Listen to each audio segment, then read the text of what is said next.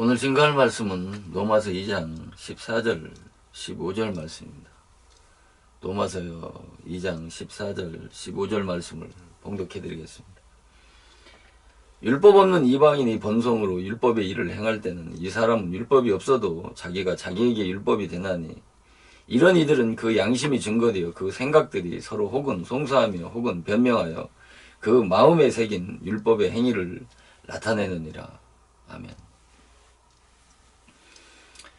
오늘은 이 본문 말씀인 로마서 2장 14절 15절 말씀을 통해서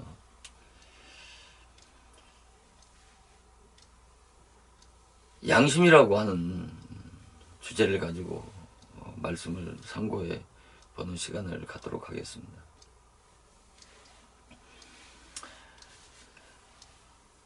인간은 짐승과는 다르게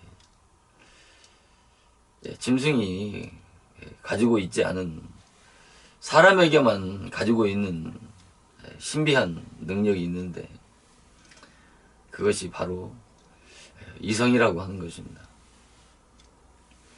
그래서 육체만 가지고 있는 짐승과는 다르게 바로 인간을 정신적이고 또 이성적인 존재라고 이렇게 말하는 것입니다.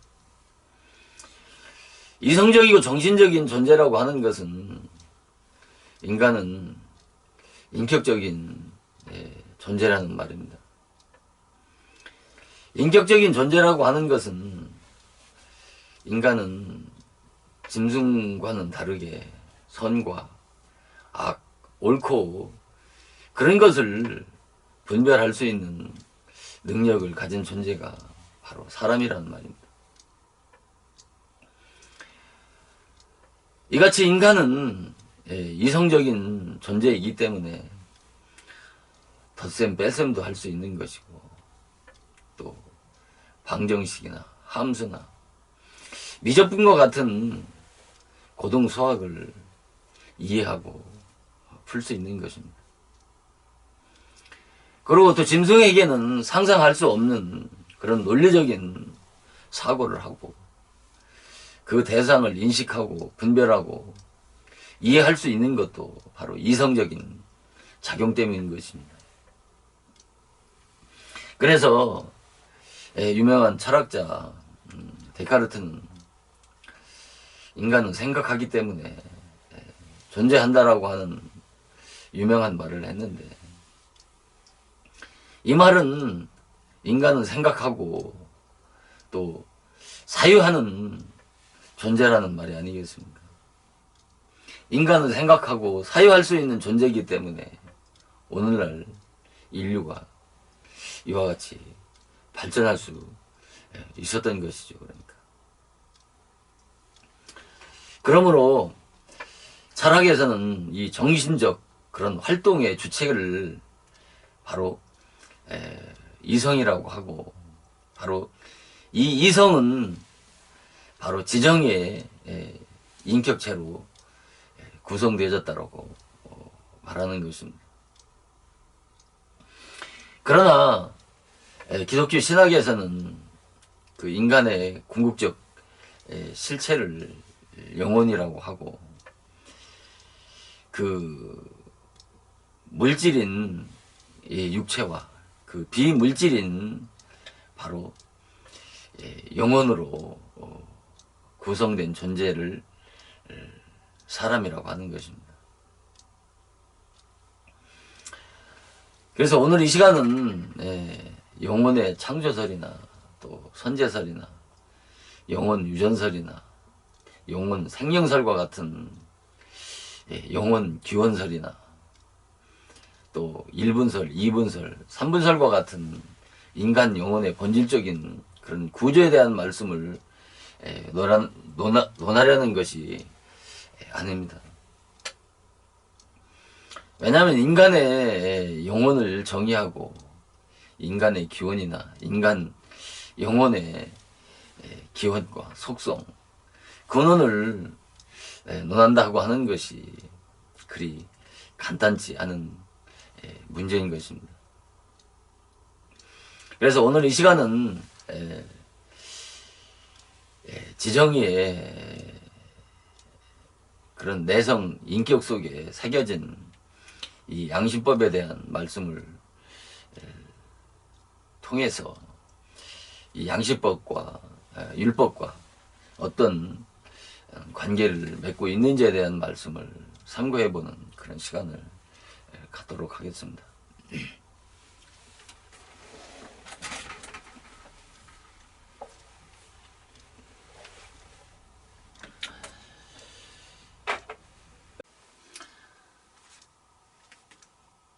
봉독해드렸던 본문 로마서 2장 14절에서 15절 말씀을 보면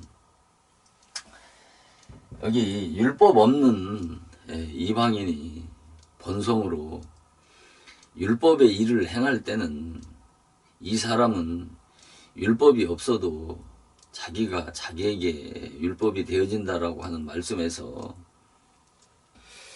이 율법 없는 이방인이라고 하는 것은 육적 이스라엘은 시내산에서 하나님께서 모세를 통해서 율법을 받은 것을 받았지만은 이방인들에게는 율법 없는 율법을 받지 않았지 않습니까?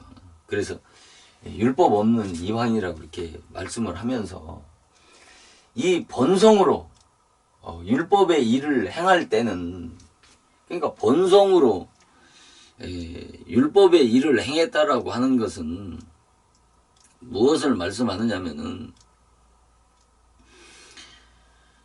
간음하지 말라, 살인하지 말라, 도둑질하지 말라고 하는 것을 본성으로 알고, 그러니까 살인이나 도둑질이나 간음이나 그것을 본성적으로 이성적으로 인간은 알지 않습니까?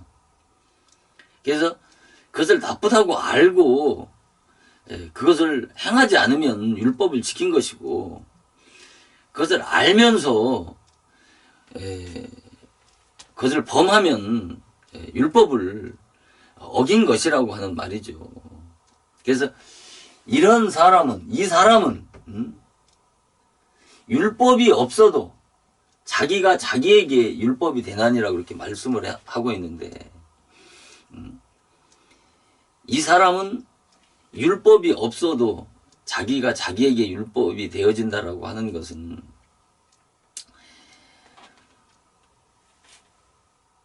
본성으로 알고 그 행한, 그러니까 본성으로 알고 행한 것이 곧 뭐라는 거예요?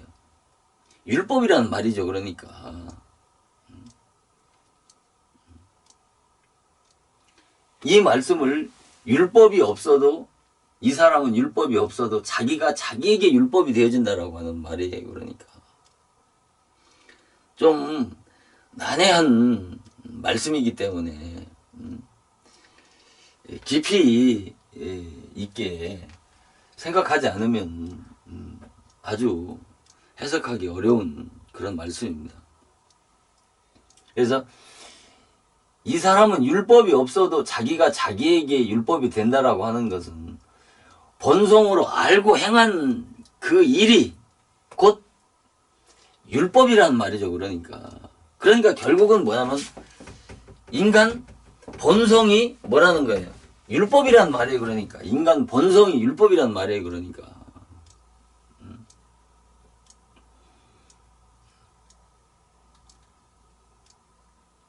그래서 이런 이들은 양심이 증거되어 그 생각들이 서로 혹은 송사하며 혹은 변명하여 그 마음에 새긴 율법의 행위를 나타내느니라. 이런 이들은 양심이 증거되어, 그러니까 양심이 증거되어진다라고 하는 것은 인간의 이 본성 속에 양심이라고 하는 것이 새겨져 있다는 거예요. 양심이 있다는 거예요. 인간의 본성 속에는.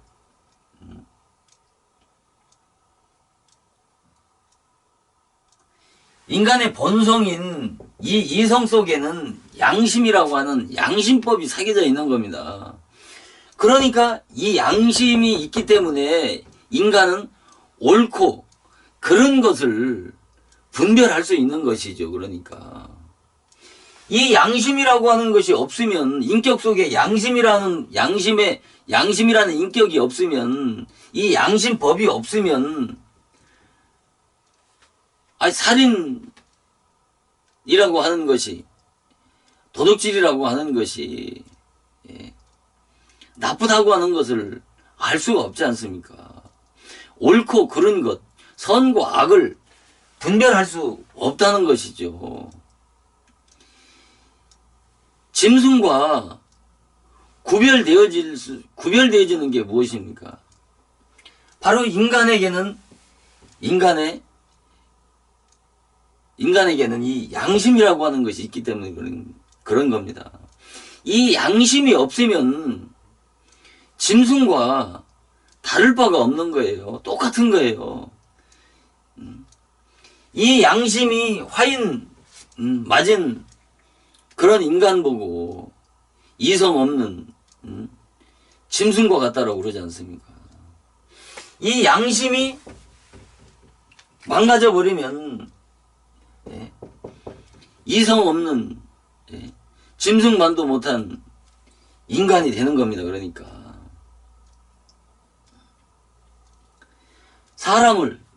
사람답게 살게 하고 사람답게 만들어주는 고상한 인격자라고 하는 것이 바로 이 인간의 본성 속에, 이성 속에 바로 양심이 새겨져 있기 때문인 것입니다.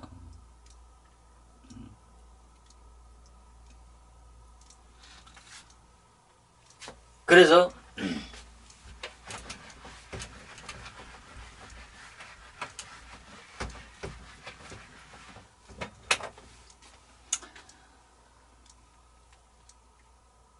인간이 죄와 싸워야 하는 이유가 바로 이 양심 때문에 그런 겁니다. 인간의 이 양심이라고 하는 것은 가변성이 있는 겁니다. 이 양심이 가변성이 있다라고 하는 것은 양심은 밝아질 수도 있고 양심은 어두워질 수도 있는 겁니다. 이것을 양심이 가변성이 있다라고 이렇게 정의하는 겁니다.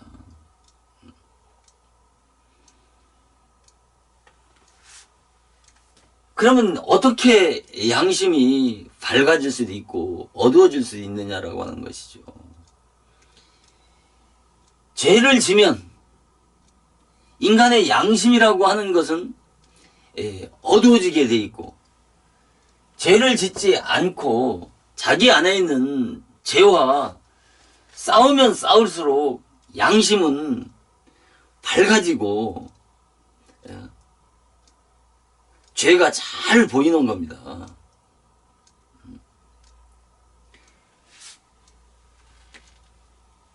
이 양심이라고 하는 건 죄와 싸우지 않으면, 죄와 싸우지 않고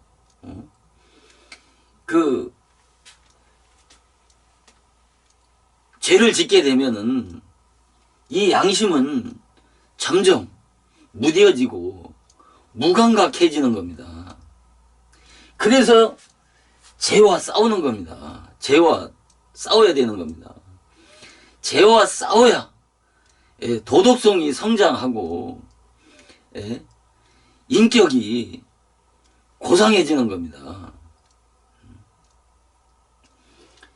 죄와 싸우지 않으면 양심은 점점 무뎌지고 무감각해져가지고 나중에는 이 양심이 화인 맞은 양심이 돼가지고 죄를 지면서도 점점 더 뻔뻔스러워지고 부끄러움조차도 모르는 철면피한 인간이 되어지는 것이 이 양심 때문에 그런 것입니다.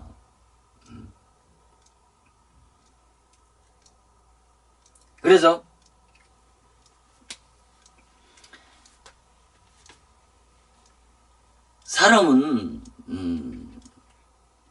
처음은 다 이렇게 낯설지 않습니까? 그러나 그 처음 그 낯선 것들이 어떤 습관화되고 습성화되고 길들여지게 되면은 그 낯선 것도 점차 익숙해져 가지고 친숙해지지 않습니까? 마찬가지로 죄도 마찬가지예요. 처음 질 때는 별 죄의식 없이 짓지만은 자꾸 죄를 짓다 보면은 그 죄에 대해서 감각 없는 인간이 되어서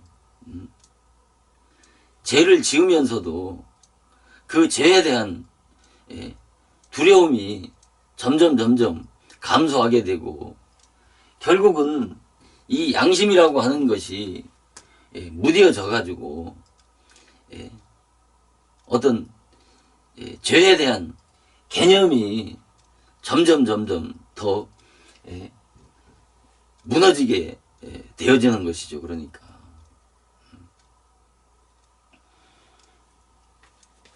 그래서 이 죄와 죄를 원수같이 여기고 죄를 저주하지 않고 그 죄에 대해서 친숙하게 되면 나중에는 그 죄에 대해서 줄기하게 되고 그 죄에 대해서 줄기하게 되면 나중에는 그 죄로 인해서 그 양심이 굳어져 가지고 나중에는 죄를 가볍게 여기게 되어서 인간은 부패하고 타락하게 되는 겁니다. 그래서 은혜를 구실 삼아 가지고 죄와 싸우지 않게 되면은 죄에 친숙해져 가지고 나중에는 죄를 지면서도 변명하는 그런 뻔뻔스러운 인간으로 인격은 망가지게 되어 있는 겁니다.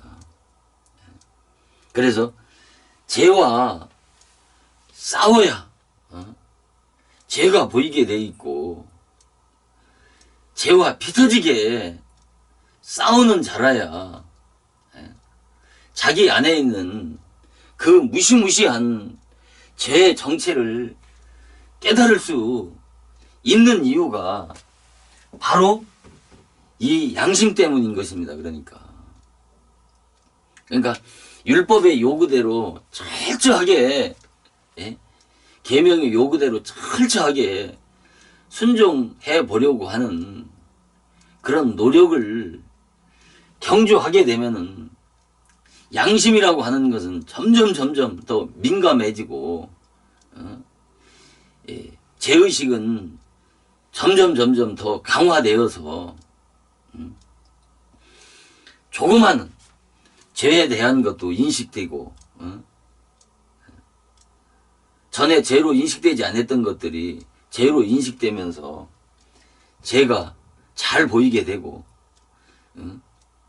그 죄가 점점 많아지게 됨으로 인해서 결국 거듭나지 못한 인간은 그 죄로 인해서 처절한 실패와 좌절과 절망을 경험하게 되는 겁니다.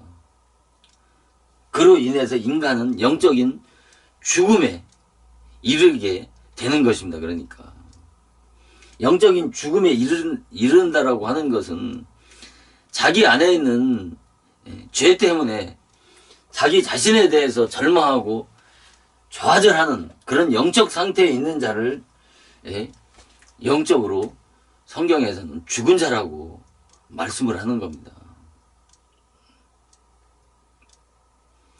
그래서 죄와 싸워야 양심이 밝아져서 이 도덕성이 성장하는 겁니다. 그래야 죄가 잘 보이지, 죄와 싸우지 않게 되면은 인간은 양심이 점점 더 무뎌지고 무감각해져 가지고, 이런 인간은 그리스도를 찾지도 않을 뿐만 아니라 온전한 빛을 찾지 않게 되는 것입니다. 그래서 믿음의 선한 싸움을 사도 바울은 싸우라고 그러지 않습니까? 피 터지게 싸우라고 그러지 않습니까? 사도 바울은.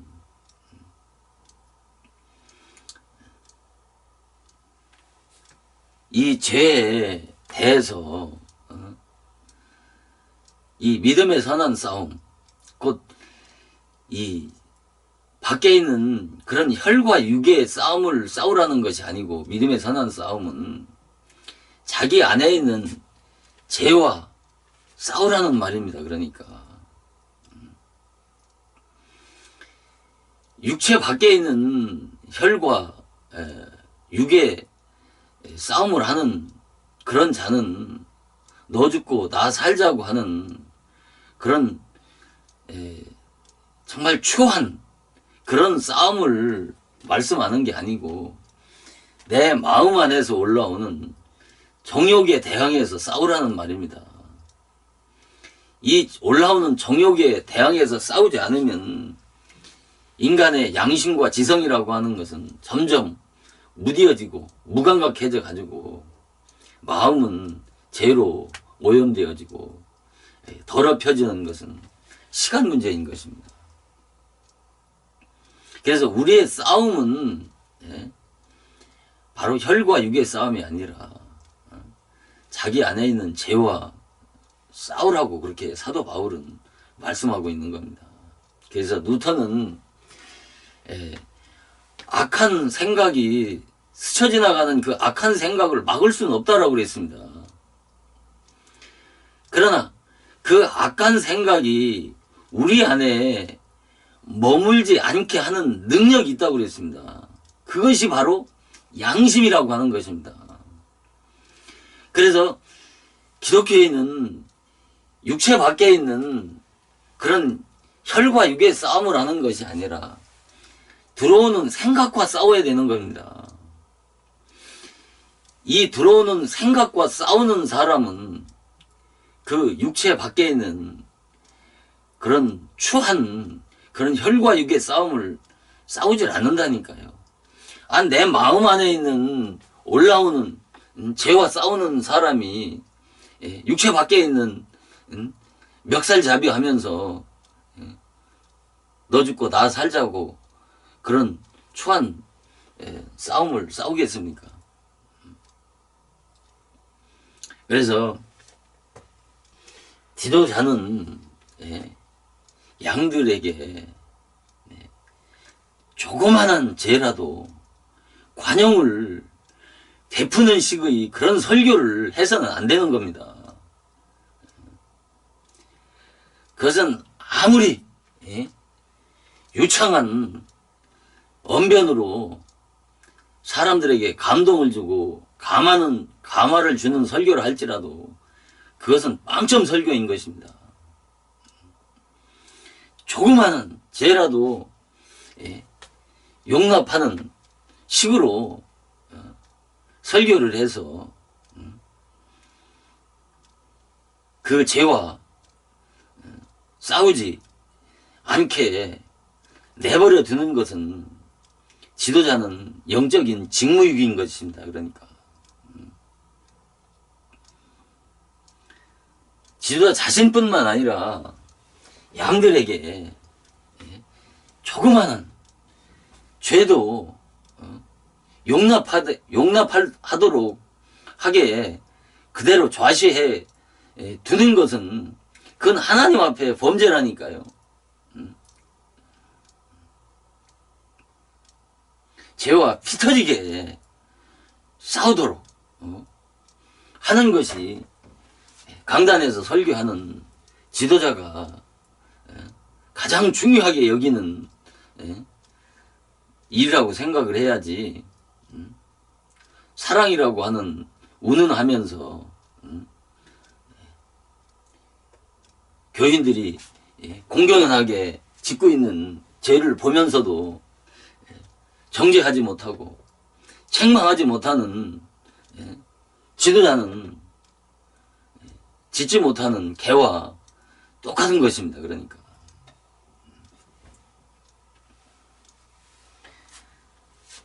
죄를 하나님보다 더 두렵게 생각해야 된다니까요. 죄처럼 무서운 게 없는데 그 무서운 죄를 은혜라는 이름으로 가리우고 덮어버리면서 오히려 은혜를 모를 때 예수를 믿기 전보다 더 가증스럽고 의선적으로 사는, 소위 믿는다고 하는 자들이 주위에서 흔하게 볼 수 있지 않습니까?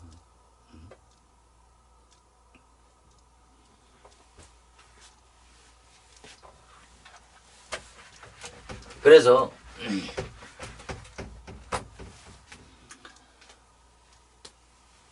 우리가 이런 죄와 싸우는 것은, 이것은 정상적인 신앙생활을 하는 자에게는 선택이 아니라 필수인 것입니다. 반드시 이 싸움을 싸워야 죄성을 벗을 수 있는 준비가 되어진다니까요.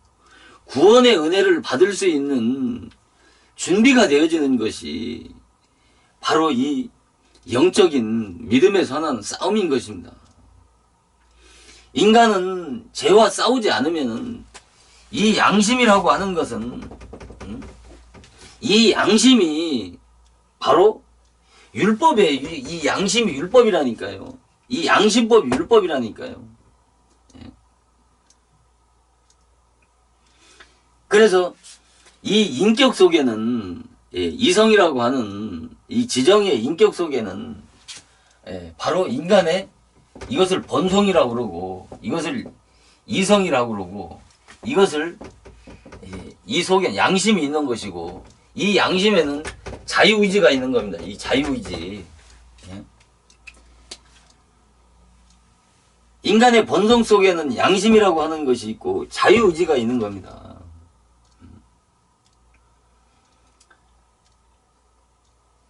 이것은 하나이면서, 인간의 본성 속에 있는 이 양심과 자유의지라고 하는 것은 하나의 인격이면서 독립된 인격체예요. 각기 다른 그 기능과 사명이 다른 것입니다. 이게 이성 속에, 인간의 본성 속에는 이 양심과 자유의지라고 하는 것이 인격 속에 새겨져 있는 겁니다.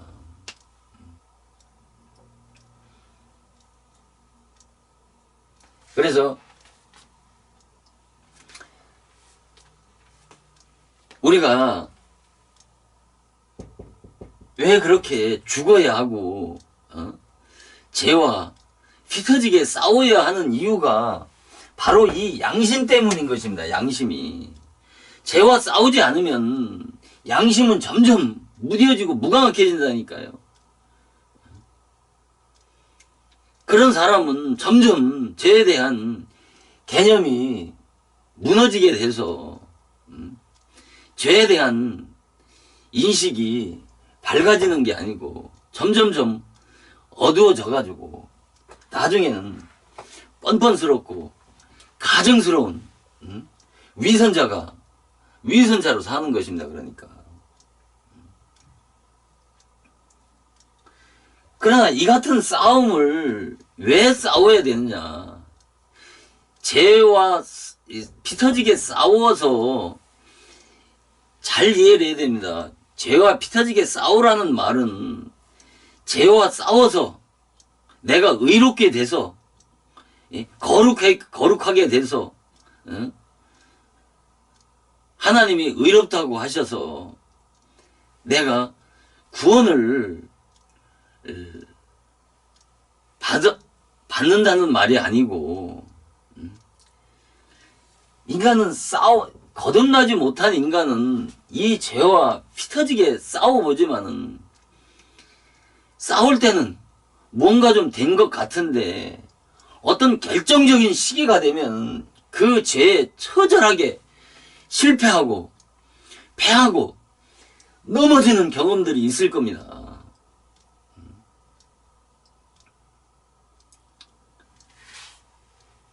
그래서 그런 자기 자신을 보고 자기 자신의 그런 어떤 부지한 인격 탓이라고 생각을 하면서 금식도 하고 고행도 하고 수도도 하고 수양도 하고 또 경건 훈련도 하면서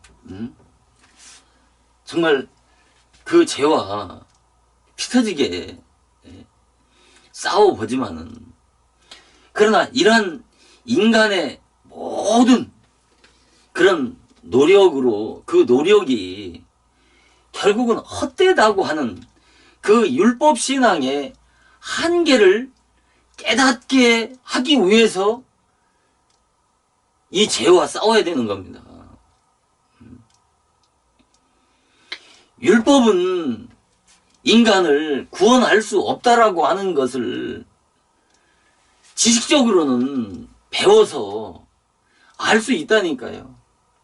그러나 내가 내 자신의 이 의지적 행위로 죄와 피 터지게 싸워 보았지만은 결국은 이 모든 그 율법적인 노력과 그 열심이 결국은 모두 헛되다고 하는 그 율법신앙의 한계를 깨닫고 그 율법신앙의 결국은 죽음뿐이라고 하는 것을 체험적으로 깨달았을 때, 아, 율법의 의로는 구원을 받을 수 없는 절망적인 죄인이라고 하는 것을 깨달았을 때, 그때 인간은 비로소 그리스도를 바라보게 되고 그리스도를 찾게 되고 그때서 비로소 인간은 십자가를 바라보게 된다니까요. 그래서 기독교는 체험의 종교라고 그러고, 체험의 종교라고 그러고, 부활의 종교라고 그러고, 중생의 종교라고 그러는 겁니다. 율법신앙 아래서도 내가 이 영적인 죽음을 체험해 봐야 그리스도 안에서 부활을 체험할 수 있다니까요. 율법을 통해서 죽음을 체험한 자가 구원을 체험할 수 있다니까요. 그런데 전부 이 율법에 대한 지식이 뭡니까? 단순하게 율법은 인간을 구원할 수 없다라고 하는 웃기 때문에 예수를 믿음으로 구원을 받는다라고 그러잖아요. 이러한 체험 없이 율법신앙 아래서 이 율법신앙의 한계를 체험하지 못하고 율법신앙을 통해서 죽음을 체험하지 못한 자에게 복음이라고 하는 울리는 괭과리에 소리나는 구리가 되어진다니까요.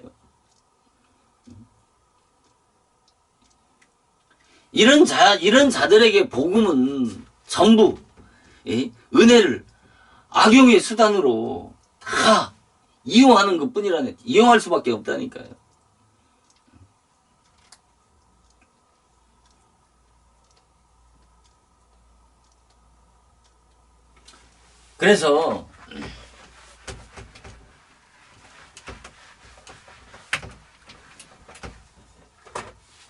그래서 여기 보면은 이런 이들은 양심이 증거되어 그 생각들이 양심이 간음은 나쁜 것이다. 양심을 통해서 죄를 깨닫잖아요. 양심을 통해서 깨닫잖아요. 율법이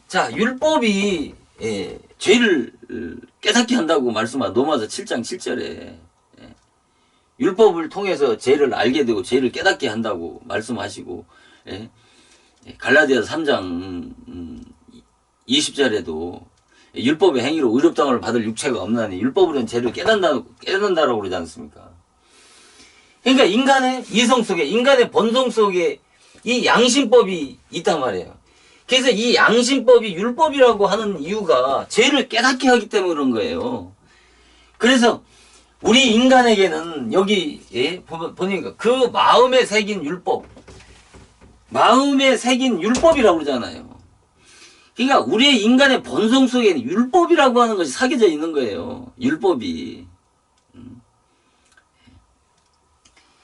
그 율법을 양심이라고 하는 것이고 또 이성이라고도 하는 것이고 인간의 본성이라고도 하는 것입니다. 그러니까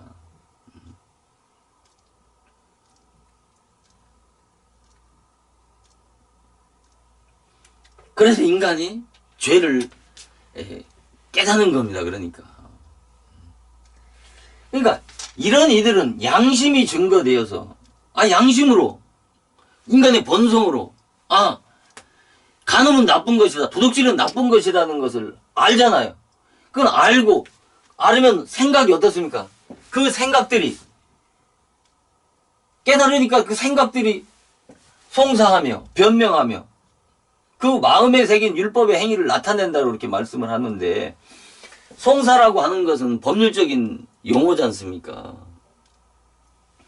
이 법률적인 용어인데 어떤 분쟁과 다툼이 있는 자들이 올바른 그 판결을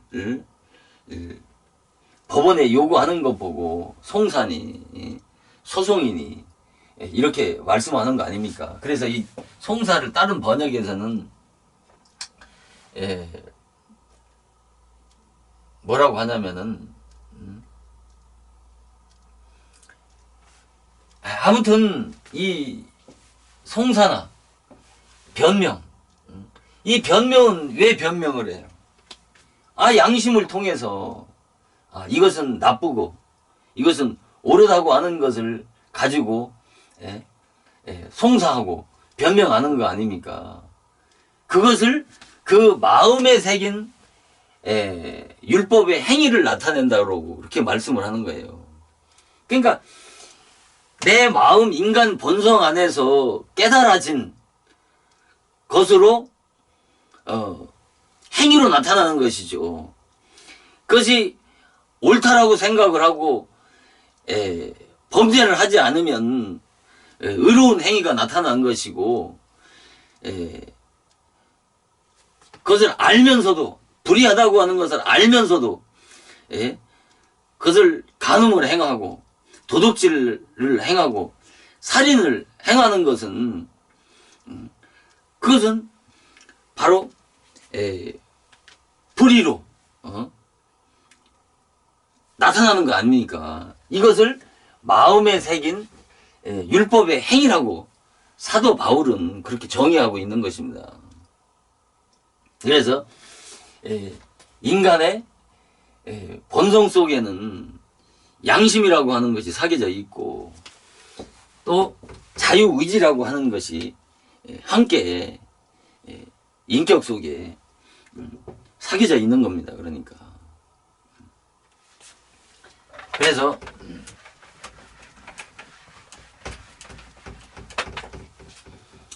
칸트는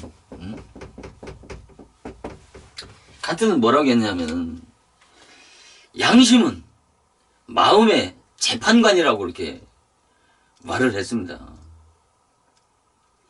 그러니까 그 마음의 재판관은 이 양심이 죄로 더럽혀지게 되면은 브레이크가 없는 자동차와 같다는 말이죠. 그러니까 그만큼 이 철학자 칸트도 양심의 중요성에 대해서 정의한 말이죠. 그러니까 그리고 이 벵겔은 뭐라고 했냐면 믿음은 고귀한 향유 같다고 그랬어요.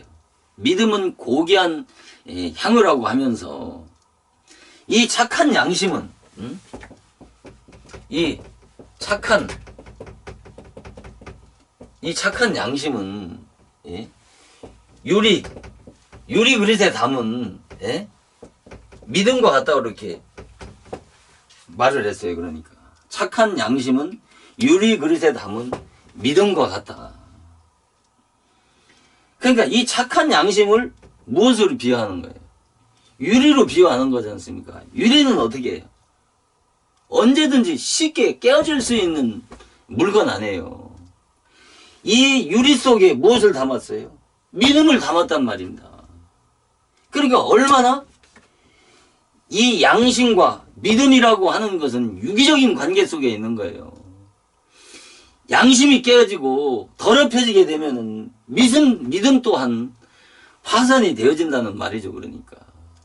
그래서 디모데 전서 1장 15절에 사도 바울은 이 착한 양심과 믿음을 가지라고 이렇게 말씀하면서 어떤 이들은 양심을 버렸고 믿음에서 파산했느니라고 이렇게 말씀하고 있지 않습니까? 곧 양심을 버린 자들은 곧 믿음에서 파산한 자들이라는 것이죠. 이와 같이 양심과 믿음이라고 하는 것은 이렇게 중요한 것입니다. 왜 그렇게 율법을 중요하다라고 강조하는 이유가 이 말씀을 잘 이해하시게 되면은 왜 인간의 인상의 본성 속에 양심이라고 하는 것이 있고 이 양심 속에는 자유의지라는 게 새겨져 있는데 이것을 신학에서는 양심법이라고 하는데 이것을 한 발 더 나간다면 이 양심은 바로 이 양심을 바로 율법이라고 말하는 겁니다. 이 양심법이 바로 율법이에요. 율법. 그래서 이 율법 하면은 사람들이 단순하게 뭐 구약 내지는 모세의 십계명 정도로 허공에 뜬 법이라고 생각을 하는데 그게 아니고 율법은 그 사람의 인격 안에 주관적으로 새겨져 있는 겁니다. 그러니까 모세가 시내산에서 받은 율법은 율법의 세칙을 받은 것 뿐이라니까요. 세칙이고 율법의 강령인 그 본질인 율법은 그 아담 마음 안에 내성 인격으로 새겨져 있는 겁니다.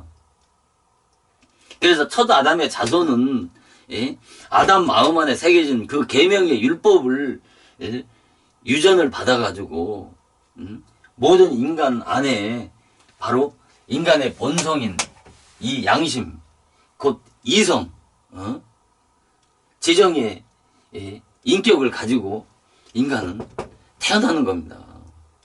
그래서 인간은 태어날 때부터 선악을 아는 상대적 원리의 인격을 가지고 태어나는 겁니다.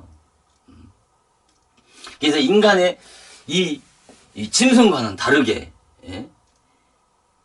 하나님께로 받은 짐승과는 다르게 하나님께로 받은 이 고귀한 선물이 바로 이성이고 이성 속에 있는 양심이고 양심 속에 있는 자유의지가 있는 겁니다. 인간이 우리가 로마서 5장 12절에 보면은 한 사람으로 말미암아 죄가 세상에 들어오고 그 죄로 말미암아 사망이 왔나니 모든 사람이 죄를 지었으므로 사망이 모든 사람에게 이르느니라. 그렇게 말씀하셨잖아요. 이것을 잘 이해를 해야 됩니다. 그 원인을 생각하지 않고 결과만 가지고 얘기하는 거예요. 먹지 말라, 먹으면 정령 죽으리라고 하는 창세기 2장 17절 말씀이 있지 않습니까? 선악을 알게 하는 나무 실과를 먹지 말라, 먹으면 정령 죽으리라. 그는 결과예요. 결과만 가지고 타락론을 이야기하기 때문에 타락론이 기독교 2000년 동안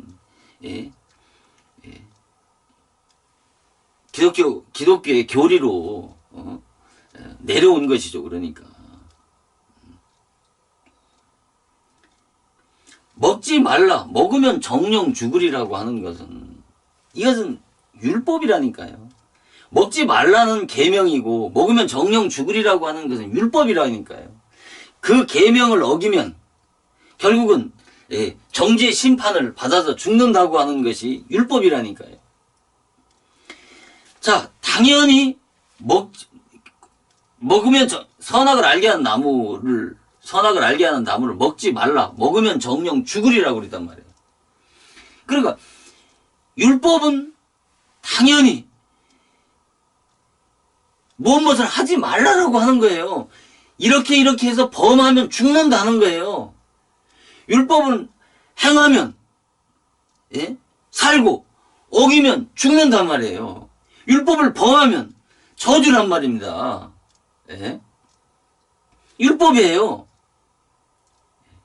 율법이라고 하는 끊임없이 행하고 지켜야 할 바를 끊임없이 요구하잖아요. 그러나 인간은, 거듭나지 못한 인간은 죽을 수밖에 없는 거예요. 그걸 지킬 수가 없다니까요. 멸망할 수밖에 없다니까요. 그래서 로마서 2장 12절에 말씀한 한 사람으로 말미암아 죄가 세상에 들어오고 그 죄로 말미암아 사망이 왔나니 모든 사람이 모든 사람이 죄를 지었습니다. 모든 사람이 사망에 이르린다라고 하는 이 말씀은 사망의 기원을 밝히는 거예요. 그 로마서 5장 12절에서 한 사람으로 말미암아라는 것은 원인을 가리킨다니까요. 헬라어로 원인.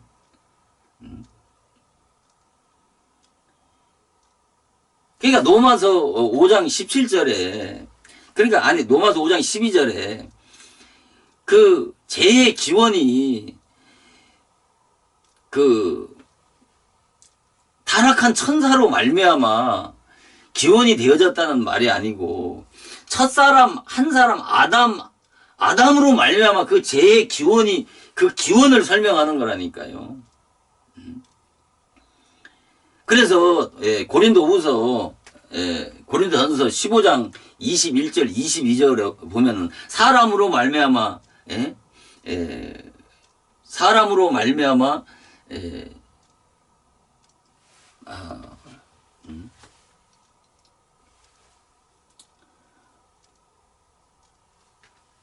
제가 성경 구절이 생각이 안 나는데 고린도전서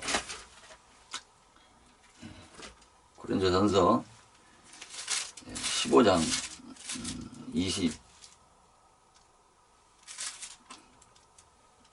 21절에서 보면 사망이 사람으로 말미암았으니 죽은 자의 부활도 사람으로 말미암았다고 그러지 않습니까?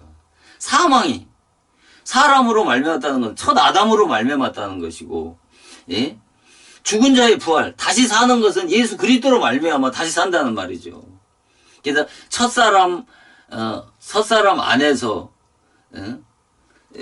아담 안에서 모든 사람이 죽은 것 같이 그리스도 안에서 삶을 얻으리라. 첫사람 안에서 모든 사람이 죽는 거예요. 왜 죽느냐 말이에요. 왜 죽어요? 그 원죄가 유전에서 죽는 게 아니고, 그러니까 로마서 5장 17절에 한 사람의 범죄로 인해서 사망이 그 한 사람으로 말미암아 왕노릇 한 것 같이 은혜와 의의 선물을 넘치게 받은 자들이 한 분 예수 그리스도로 말미암아 생명 안에서 왕노릇 하리로다. 이것을 이 말씀을 그 문자적으로 봐버리면 결과론적으로만 보면은 분명히 아담으로 말미암아 아담이 그 불순종의 원죄가 유전이 돼서 인류가 죽는 것처럼 되어 있지만은 그 말씀을 하는 게 아니고 아담 안에 새겨져 있는 그 계명의 율법으로 말미암아 모든 첫 아담의 자손들이 그 양심의 율법이 유전돼서 사망이 왕노릇하는 거예요. 그 사망의 왕노릇하는 자들이 전부 죽기 때문에 그 예수 그리스도 안에 있는 진리의 말씀인 복음을 믿음으로 말미암아 거듭나서 예수 그리스도 안에 있는 그 생명으로 거듭나면은 생명이 왕노릇하게 됨을 말씀하는 거예요. 그리고 5장 19절에 보면은 한 사람의 순종치 않음으로 많은 사람이 죄인 된 것 같이 한 사람이 순종함으로 많은 사람이 의인들이라고 그렇게 말씀하셨지 않습니까? 이 말씀도 아담은 범죄할 수 없는 그런 완전한 자로 지음을 받았는데 그 불순종의 죄로 인해서 죄인 되어졌다는 말이 아니고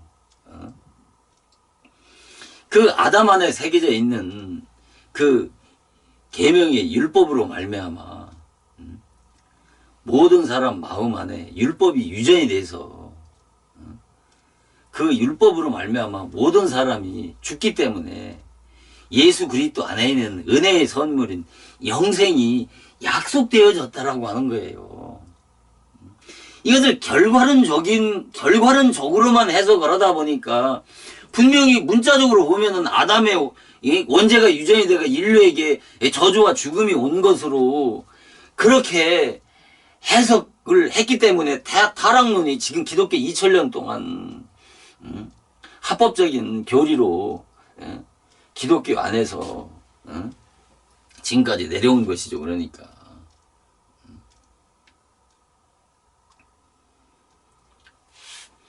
이 성경을 문자적으로 보면 성경은 풀어지지가 않는다니 문자로 봐야 될 것이 있지만은 성경은 영적이고 내적인 신비한 말씀들이기 때문에 영적인 세계를 무엇으로 어떻게 설명할 수 있어요?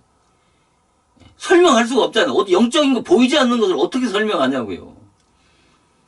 그러니까 자연계의 사물을 들어서 비유와 수수께끼로 말씀하신 것이 바로 성경인 것입니다. 그래서 성경은 어려운 것이에요. 성경처럼 어려운 말씀이 없다니까요. 모르니까 성경이 쉽다라고 생각하고 이것을 그냥 창세기 1장부터 계시록까지 문자를 달달달달 외운다고 해서 성경을 아는 겁니까?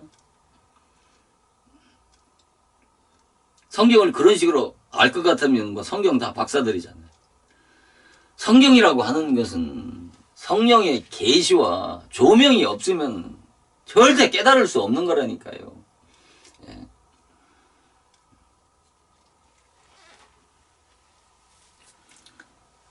그래서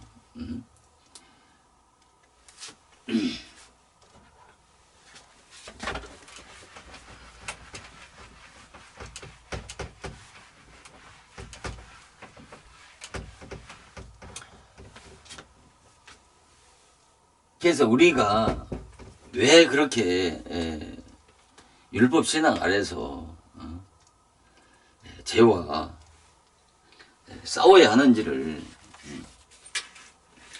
바르게 이해하지 못하면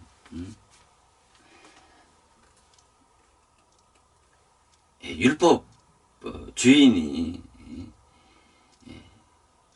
하면서 쉽게 판단하고 정죄에 빠질 수가 있는 것입니다. 그래서 그 사도 바울이 사도행전 24장 그 26절인가에서 보면은 사도 바울은 그러지 않습니까? 하나님 앞에서나 사람 앞에서 항상 양심에 거리낌 없기를 힘쓰노라. 아니, 사도 바울이 율법주의자입니까?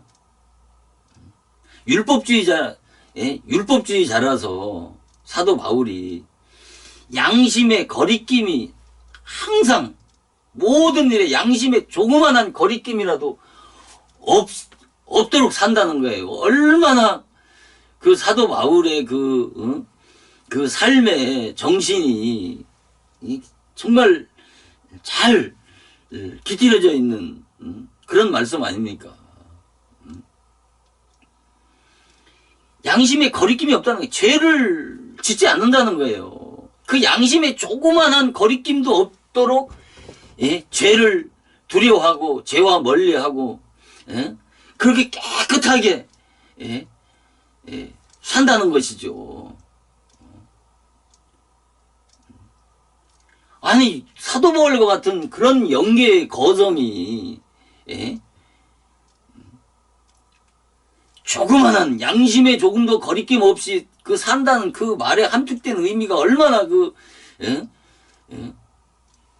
깊이 있는 그 의미를 부여하는 그런 말씀입니까?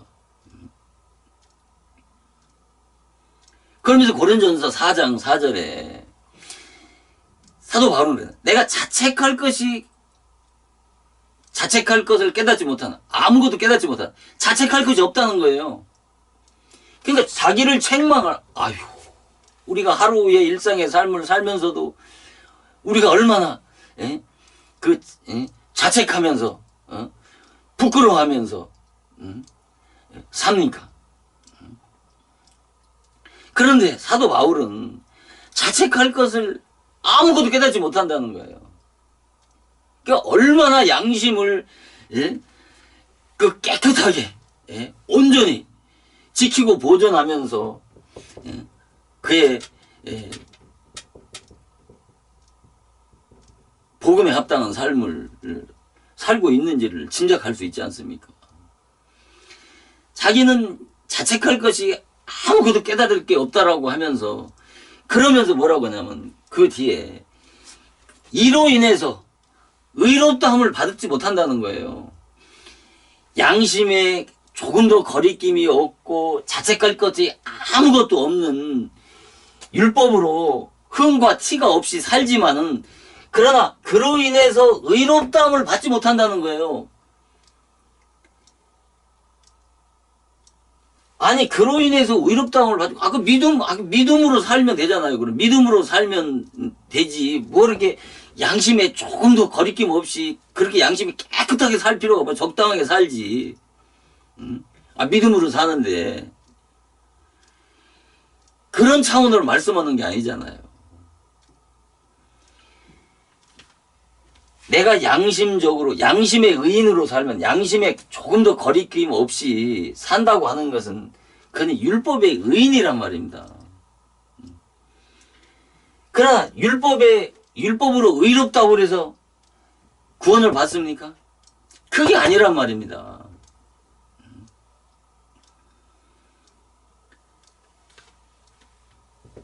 반드시 동방의 의인 욥 같은 사람도 예수 그리스도의 대속에 공로를 힘입지 않으면 그 누구도 구원을 받을 수 없어요.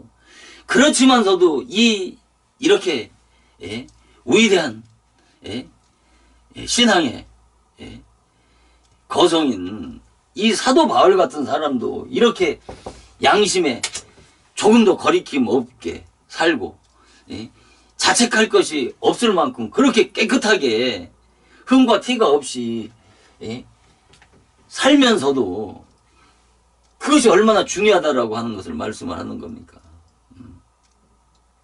그러니까 인간의 기독교인들이 이 말씀을 정말 또 사귀고 또 사귀어야 된다니까요. 제가 이거 설명을 잘 못해서 여기에 대한 것을 잘 설명이 부족합니다만은 영적인 감각이 있는 분들은 무엇을 의미하면서 무엇을 설명하는지를 짐작할 수 있지 않습니까? 그래서 우리가 한 가지만 더 말씀을 드린다면 이 자유의지, 이 자유의지는 기독교 신학에서 아주 중요한 주제 중에 하나가 이 자유의지입니다. 이 자유의지가 구원의 은총을 받아들이는 데 있어서 어떤 작용을 하느냐에 대한 것이 자유의지에 대한 논쟁입니다. 논쟁의 핵심입니다. 그러니까. 그래서 5세기에 이 어거스틴과 펠라기우스가 논쟁을 했고, 이 자유의지 때문에 또 16세기에 루터와 에라스무스가 논쟁을 했고, 또 칼빈의 절대 예정과 주권을 주장하는 그 칼빈의 신학과 인간의 책임을 주장하는 그 웨슬러 신학과 첨예한 대립각을 세우면서 지금까지 이 자유의지에 대한 그 뜨거운 그 논쟁이 지금까지 계속 여일하게 진행되고 있는 것입니다. 그러니까. 그래서 이 어거스틴은 이 자유의지에 대해서 타락하기 전에는 이 자유의지가 하나님의 고귀한 은혜요 선물이었는데, 타락 이후에는 무가치하게 됐다는 거죠. 그러나 펠레기우스 같은 사람은 자유의지는 타락 이후에도 손상되지 않았다는 거죠. 그러면서 이 자유의지를 선용함으로 인해서 인간은 구원에 이를 수 있다라고 주장하면서 인간의 선을 택해서 인간은 어떤 구원에 이룰 수 있다라고 하는 그런 주장을 함으로 인해서 종교 회의에서 정죄를 받아가지고 파문당한 거 아닙니까? 그리고 루터는 이 자유의지에 대해서 인간을 구원의 은총을 받아들이는 데에서는 이 구원의 의지에 대해서 부정하면서 인간의 이 자유의지라고 하는 것은 악을 택하고 불의를 행할 수밖에 없는 그 노예 그 의지를 주장함으로 인해서 인간 구원의 이 자유의지라고 하는 것은 무가치하다라고 하는 것을 주장을 하는 것이죠. 그러니까.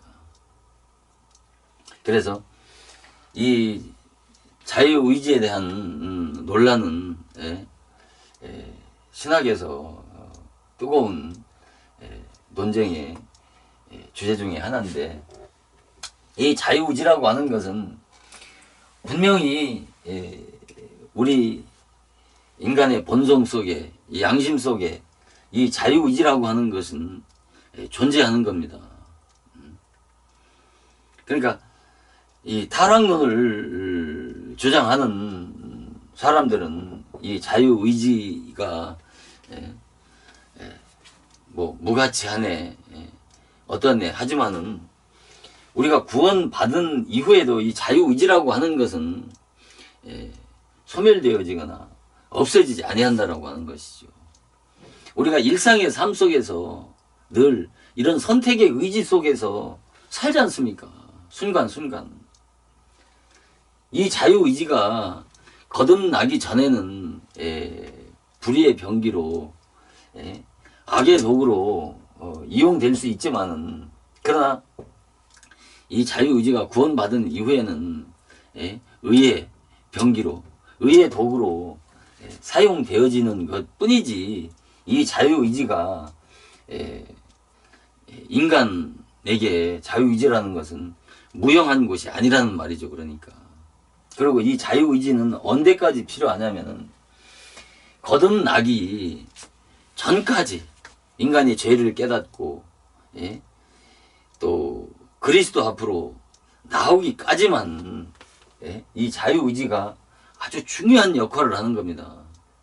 그러나 예, 인간이 자유의지로 펠라기우스와 같은 에라스무스와 같은 사람들처럼 인간의 그 하나님의 은총을 받아들이는 데 있어서 이 선택 의지에 의해서 결정되기 때문에 인간의 책임이라고 하는 이런 주장들은